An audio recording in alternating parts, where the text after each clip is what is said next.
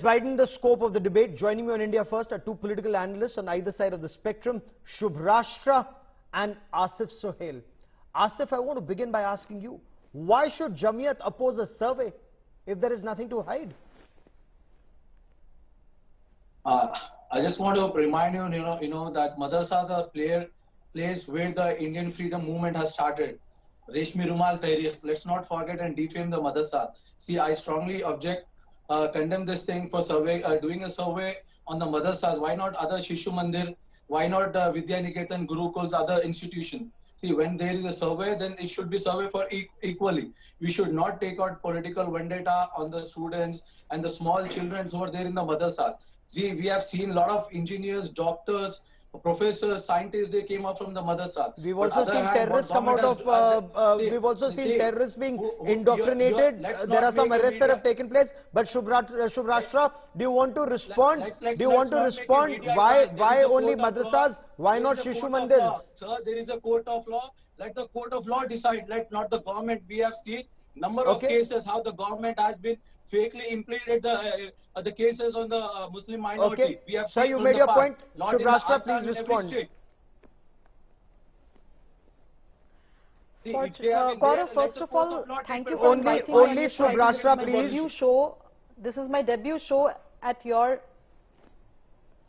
This is my debut, appearance at your show, Gaurav. So thank you for inviting me. I have absolutely loved this show all throughout.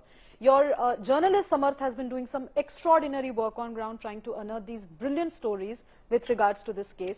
I have just one thing to tell to Asif. Fortunately for some, unfortunately for others, there's a democracy in place here.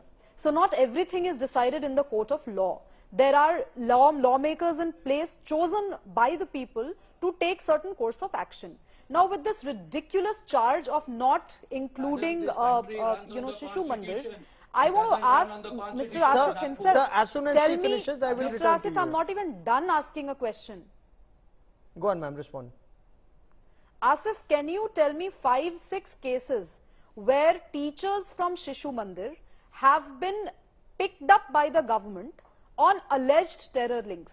Because I can quote you incidents right from Shopian to Nagar in Uttar Pradesh to, of course, now in Assam, where some of them have been alleged terrorists and some of them have been, like convicted terrorists now.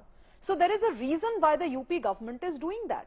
And why just UP? I think I have been making this suggestion, Gaurav, for quite some time now, ever since this whole, after the whole Nupur Sharma controversy happened, and after Friday prayers, we all saw the ruckus that was created on various grounds across different states in India.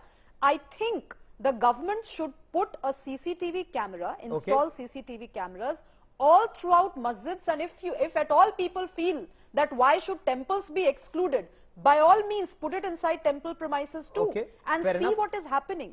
Because in Muzaffarnagar in 2017, if somebody called an Abdullah, who is a terrorist, is picked up from Madrasa Mahmudiya, where he was staying free of charge, where he was taking food free of charge and doing the nefarious activities he was doing, then please explain me the rationale. Why should the law enforcement agency which lies Let me with get the state Asif to respond. That's a not fair point to make there. Asif Sohail, 11-year-old was killed at a madrasa in Nuh. You must have read this. Your heart must also be hurting. A 11-year-old child has been killed, found dead in a madrasa. Several students, and we are showing those images, chained at a madrasa. These images are viral. Now, just because it's a Muslim educational institution, should this continue, or should the National Commission for Protection of Child Rights intervene and see what's happening? See, I just want to say, I know the weight of the small coffins because I lost a daughter. I know the pain of it. So let's not make a politics on anyone's death. When the child is died, there is a police is doing investigate. There are a lot of incidents happening in the Uttar Pradesh. Recently, 13-year-old boy been beaten to death in the school by the teacher. There are hundreds of. See, I am an activist. I am a child advocacy. I know how many cases throughout the India. Many, and there are the molestation cases by the teachers. Let's not, and I don't want to disappoint the madam. She has been in the first debut program. There are cameras, CCTV cameras everywhere in the mosque and madrasas. Please don't misguide it.